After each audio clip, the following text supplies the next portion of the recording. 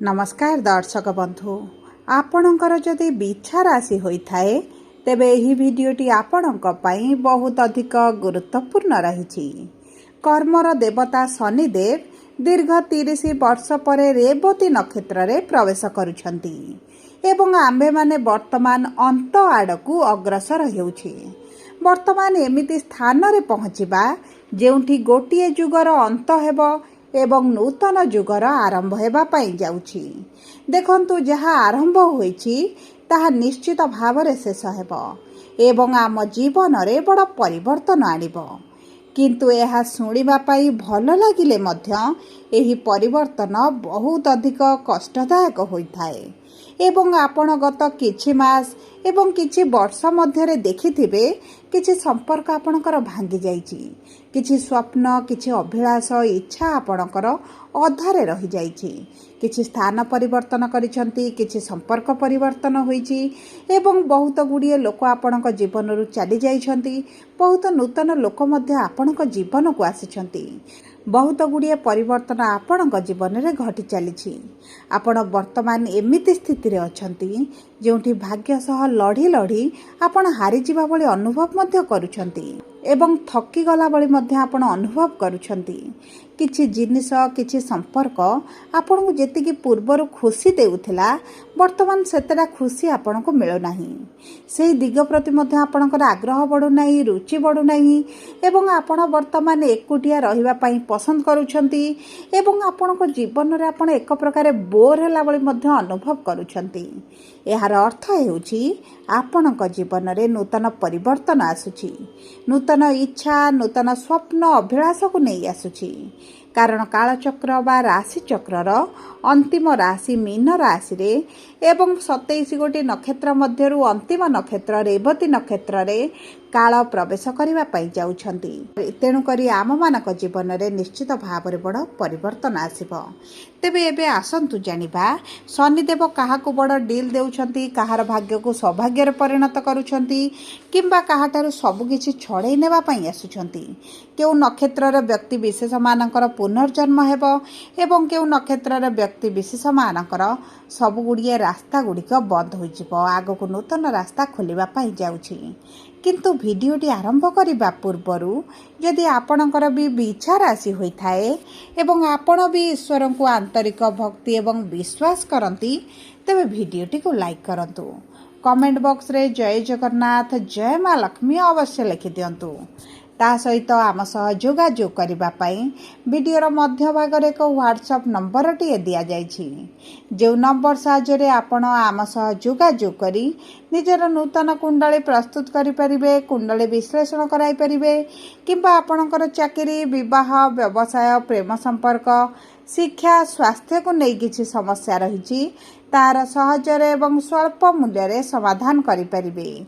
सेतिपई आपण आम सह वीडियोर शेष पर्यंत जोड़ी होई रुहंतु एवं व्हाट्सएप नंबर माध्यम रे आम सह जोगाजोग करी खूब कम मूल्य रे आपणक समस्यार समाधान करंतु। एबे आसंतु कार्यक्रमटी को आग को बढ़ाइबा एवं जानिबा शनिदेवंकर प्रभाव आपणक राशि उपरे केमिति रहिबा पई जाउछि। देखंतु बिछा राशिर 3टी नक्षत्र रहिछि, विशाखा बिछा, अनुराधा बिछा एवं ज्येष्ठा बिछा। सर्वप्रथम जानिबा विशाखा बिछा राशिर व्यक्ति विशेष बा 16/8 व्यक्ति विशेष मानकर नक्षत्राधिपति हेउछंती देवगुरु बृहस्पति, जे आपणकर अष्टम भाव रे विराजमान करिसंती एवं शनि आपणक कालचक्रर पंचम भाव रे विराजमान करिसंती। देखंतु किछि बिछा राशिर व्यक्ति विशेष मानकु शनिकर गोचरटी फाइनान्शियली इमोशनाली बहुत अधिक मजबूत करबा पई आसीछि। क्यारियर भविष्यत को नहीं एवं पारिवारिक स्थिति को नहीं वर्तमान आपण सठिक निर्णय नेबा आरंभ करिवे। धीरे धीरे आपण को सफलता मिलिबा मध्ये आरंभ होइजिबो। कर्म क्षेत्र रे आपण को तो अति उत्तम फल प्राप्त हेबो। परिवार को अधिक प्रायोरिटी देबा आपण आरंभ करिवे। कोनोसी फैमिली फंक्शन हेउ किंबा कोनोसी पार्टी हो आपण एबे जोग देबा मध्ये सेथिरे आरंभ करिवेनी। सोशल नेटवर्क आपणकर बढ़ाइबे एवं लोकंक सहित आपणकर संपर्क रे किबळी निकटतरता अछि किबळी मधुरता अछि ତାହା ମଧ୍ୟ ଆପଣ ଜଣାଇବା ଆରମ୍ଭ କରିବେ। ଏହି ସମୟ ମଧ୍ୟରେ ଆପଣ ଘର ରିନୋଭେସନ୍ କରିପାରନ୍ତି, ନୂତନ ଘର କ୍ରୟ କରିପାରନ୍ତି କିମ୍ବା ପୂର୍ବରୁ କିଛି ଜାଗା ପ୍ରପର୍ଟି କିଣିକି ରଖିଛନ୍ତି ସେଥିରେ ମଧ୍ୟ କନଷ୍ଟ୍ରକ୍ସନ୍ କାର୍ଯ୍ୟ ଆରମ୍ଭ କରିପାରନ୍ତି କିମ୍ବା କିଛି ପ୍ଲଟ୍ ମଧ୍ୟ ଆପଣ ମଧ୍ୟ କ୍ରୟ କରିପାରନ୍ତି। ଆପଣଙ୍କର ଆର୍ଥିକ ସ୍ଥିତିକୁ ନେଇ ଟିକେ ସତର୍କ ରହିବା ପାଇଁ ପଡ଼ିବ, କାରଣ ଆପଣଙ୍କର ବହୁତ ଗୁଡ଼ିଏ ଅର୍ଥ ଖର୍ଚ୍ଚ ହେବାର ମଧ୍ୟ ସମ୍ଭାବନାଟି ଦେଖାଯାଉଛି। ଜୁଲାଇ ଅଗଷ୍ଟ ମଧ୍ୟରେ ଆପଣ ଦେଖିବେ କିଛି ଫେକ୍ କଲ୍, କିଛି ଫେକ୍ ମେସେଜ୍ ମଧ୍ୟ ଆପଣଙ୍କ ପାଖକୁ ଆସିପାରେ। ଆପଣ କିଛି ସ୍କାମ୍ ଭିତରେ ମଧ୍ୟ ଫସିପାରନ୍ତି, ସେଥିପ୍ରତି ଆପଣଙ୍କୁ ଧ୍ୟାନ ଦେବାକୁ ପଡ଼ିବ। ଏବେ ଆସନ୍ତୁ ଜାଣିବା ଅନୁରାଧା ବିଛା ରାଶି ବା 17/8 ବିଛା ରାଶିର ବ୍ୟକ୍ତିବିଶେଷମାନଙ୍କର ନକ୍ଷତ୍ର ଅଧିପତି ହେଉଛନ୍ତି ସ୍ୱୟଂ ଶନି। ଆପଣଙ୍କର ପଞ୍ଚମ ଭାବରେ ବିରାଜମାନ କରିଥିବାରୁ ଏହି ସମୟ ମଧ୍ୟରେ ଆପଣ କାହା କଥାରେ ପଡ଼ି ତରବର ହୋଇ କୌଣସି ଜାଗାରେ ଅର୍ଥ ଇନଭେଷ୍ଟ କରନ୍ତୁ ନାହିଁ। ଆପଣଙ୍କର ଧନହାନି ହୋଇପାରେ, ତାହା ସହିତ ଆପଣଙ୍କୁ ସମସ୍ୟାଦାୟକ ପରିସ୍ଥିତିର ମଧ୍ୟ ସମ୍ମୁଖୀନ ହେବାକୁ ପଡ଼ିପାରେ। ଆପଣ ଦେଖନ୍ତୁ କିଛି ଲୋକଙ୍କର ବହୁତ ଗୁଡ଼ିଏ ସିକ୍ରେଟ୍ ମଧ୍ୟ ଆପଣ ଏହି ସମୟ ମଧ୍ୟରେ ଜାଣିପାରିବେ, କିନ୍ତୁ ଏହି ସିକ୍ରେଟ୍କୁ ଆପଣ ଏକ୍ସପୋଜ୍ କରିଲେ ଆପଣଙ୍କ ଜୀବନର ଖରାପ ସମୟ ଆରମ୍ଭ ହୋଇଯିବ। ଆପଣ ସିକ୍ରେଟ୍କୁ ଯେତେ ସିକ୍ରେଟ୍ ରଖିବା ପାଇଁ ଚେଷ୍ଟା କରିବେ ଆପଣଙ୍କ ପାଇଁ ଏହା ଅତ୍ୟନ୍ତ ଶୁଭଦାୟକ ରହିବ। ଯଦି ଆପଣ ପ୍ରେମ ସମ୍ପର୍କରେ ଅଛନ୍ତି କିମ୍ବା ବୈବାହିକ ସମ୍ପର୍କରେ ଅଛନ୍ତି, ତେବେ ଆପଣଙ୍କ ସମ୍ପର୍କରେ କିଛି ନା କିଛି ସମସ୍ୟା ଦେଖାଦେଇପାରେ। ଏହି ସମୟ ମଧ୍ୟରେ ସମ୍ପର୍କକୁ ନେଇ ବହୁତ ଅଧିକ ସଚେତନ ରହିବା ପାଇଁ ପଡ଼ିବ। ଯଦି ଆପଣ ପୂର୍ବରୁ ବିବାହିତ ଅଛନ୍ତି, ତେବେ ବୈବାହିକ ଜୀବନରେ ଆପଣଙ୍କୁ ବହୁତ ଅଧିକ ଧ୍ୟାନ ଦେବାକୁ ପଡ଼ିବ, ଆପଣଙ୍କ ଜୀବନସାଥୀଙ୍କୁ ଧ୍ୟାନ ଦେବାକୁ ପଡ଼ିବ କିମ୍ବା ଏହି ଛୋଟ ବଡ଼ କଥାକୁ ନେଇ ଆପଣଙ୍କର କିଛି ନା କିଛି ବିପରୀତ ପରିସ୍ଥିତି ଦେଖାଦେଇପାରେ। ଯଦି ପୂର୍ବରୁ ଆପଣଙ୍କ ବୈବାହିକ ସମ୍ପର୍କ ବହୁତ ଭଲ ପରିସ୍ଥିତିରେ ଥିଲା, ତେବେ ଆପଣଙ୍କ ସମ୍ପର୍କରେ ନିକଟତରତା ବଢ଼ିବ, ମଜବୁତି ମଧ୍ୟ ବଢ଼ିଯିବ। ଯଦି ଆପଣଙ୍କ ସମ୍ପର୍କ ପୂର୍ବରୁ ବିଗିଡ଼ି ଯାଇଥିଲା, କିଛି ନା କିଛି ସମସ୍ୟା ଲାଗି ରହିଥିଲା, ତେବେ ଆପଣଙ୍କ ସମ୍ପର୍କ ବ୍ରେକଅପ୍ ବା ଡାଇଭର୍ସ ଭଳି ପରିସ୍ଥିତିରେ ମଧ୍ୟ ପହଞ୍ଚିପାରେ। ସେଥିପ୍ରତି ଆପଣଙ୍କୁ ଧ୍ୟାନ ଦେବାକୁ ପଡ଼ିବ।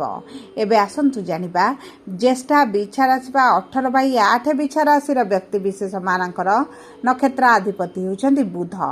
ଏବଂ ଏହି ସମୟ ମଧ୍ୟରେ ବିଶେଷ ଭାବରେ ଏହି ଜୁନ୍ ଅଗଷ୍ଟ ସମୟ ମଧ୍ୟରେ ଆପଣଙ୍କର କିଛିଟା କର୍ମକ୍ଷେତ୍ରରେ ପୋଷ୍ଟ ପରିବର୍ତ୍ତନ ହୋଇପାରେ, ଚାକିରିରେ ପ୍ରମୋସନ୍ ହୋଇପାରେ, ଚାକିରିରେ ମଧ୍ୟ କିଛିଟା ପରିବର୍ତ୍ତନ ଦେଖିପାରନ୍ତି।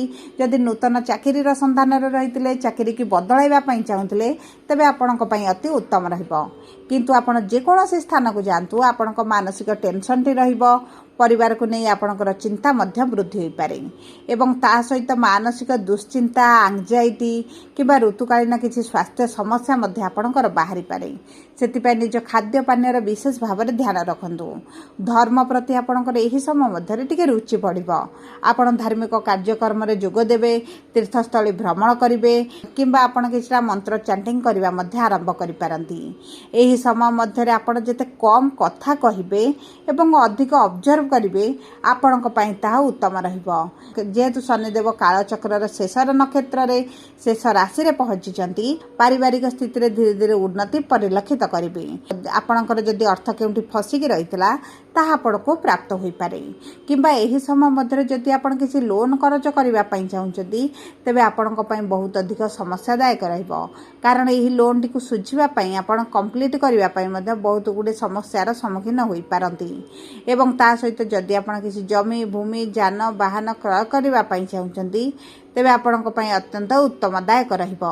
ସବୁପରେ ଦେଖନ୍ତୁ ଅଶୁଭତ୍ୱକୁ ଦୂର କରିବା ପାଇଁ, ଶୁଭାଶୁଭ ଫଳକୁ ବୃଦ୍ଧି କରିବା ପାଇଁ ଆପଣ ପ୍ରତ୍ୟେକ ଦିନ ମଙ୍ଗଳଙ୍କର ବୀଜ ମନ୍ତ୍ର 108 ଥର ପାଠ କରନ୍ତୁ ଏବଂ ବିଷ୍ଣୁ ସହସ୍ରନାମ ପାଠ କରନ୍ତୁ। ଗୁରୁଙ୍କର ବୀଜ ମନ୍ତ୍ର 108 ଥର ପାଠ କରିବା ସହିତ ଶନିବାର ଦିନ ଶନି ମନ୍ଦିରରେ ଦୀପଟି ଅର୍ପଣ କରନ୍ତୁ ଏବଂ ଶନି ଚାଳିଶା ପାଠ କରନ୍ତୁ। କଳା ରଙ୍ଗର କିଛି ଜିନିଷ ଦାନ କରନ୍ତୁ ଏବଂ ଗଣେଶଙ୍କର ମଧ୍ୟ ପୂଜାର୍ଚ୍ଚନା କରନ୍ତୁ। ପ୍ରତି ସୋମବାର ଦିନ ମହାଦେବଙ୍କ ମନ୍ଦିରରେ ଜଳ ଅର୍ପଣ କରିବା ସହିତ ଦକ୍ଷିଣ ପାର୍ଶ୍ୱରେ ଥିବା ଗଣେଶଙ୍କ ପାଖରେ ଦୁବଘାସ ଲଡ଼ୁ ଅର୍ପଣ କରନ୍ତୁ। ଆପଣଙ୍କ ପାଇଁ ଅତ୍ୟନ୍ତ ଶୁଭଦାୟକ ରହିବ। ଯଦି ଆପଣଙ୍କର ବିଛା ରାଶି ହୋଇଥାଏ, ଭିଡ଼ିଓଟି କିଭଳି ଲାଗିଲା କମେଣ୍ଟ ବକ୍ସରେ ଲେଖି ଜଣାନ୍ତୁ। ଯଦି ଆପଣଙ୍କ ପ୍ରିୟଜନଙ୍କର ବିଛା ରାଶି ହୋଇଥାଏ, ଭିଡ଼ିଓଟି ତାଙ୍କ ସହିତ ସେୟାର କରନ୍ତୁ। ଯଦି ପ୍ରଥମ ଥର ଆମ ଚ୍ୟାନେଲକୁ ଆସିଛନ୍ତି, ଚ୍ୟାନେଲଟିକୁ ସବସ୍କ୍ରାଇବ୍ କରନ୍ତୁ। ପାଖରେ ଥିବା ବେଲ୍ ଆଇକନକୁ ପ୍ରେସ୍ କରନ୍ତୁ। ଧନ୍ୟବାଦ।